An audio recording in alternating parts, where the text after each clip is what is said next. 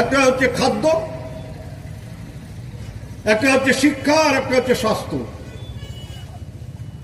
এটা মানুষের অধিকার। আপনাকে যে দেয় সে দয়া করে দেয় না। প্রত্যেকটা মানুষের অধিকার আছে বাঁচার। তার খাদ্য যোগানের দায়িত্ব হচ্ছে আমাদের সরকারের, এবং সেই সরকার তার স্বাস্থ্য শিক্ষার ব্যবস্থাও করবে। অথচ আমরা দেখছি কেন্দ্রের সরকার মানুষের যেগুলো দরকার শিক্ষা ব্যবস্থাকে ধ্বংস করে দিচ্ছে। কেন্দ্রের সরকার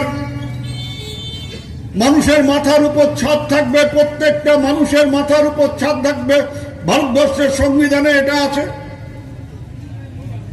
সেই আবাস যোজনার টাকা 5 বছর ধরে বন্ধ করে দিয়েছে। 18 সালে শেষ কোথাও তো আবার আবাস যোজনার টাকা পাওয়া গিয়েছিল। তারপর থেকে আবাস যোজনার টাকা নেই। বঞ্চিত করা হচ্ছে বাংলার মানুষকে। নির্লজ্জ সরকার, তার মন্ত্রীরা বলছে আমরা ভারতবর্ষের অন্য রাজ্যকে দিচ্ছি, বাংলায় দিচ্ছি না। আপনাদের বাবার টাকা না যে আপনি জোর করে আটকে রেখেছেন।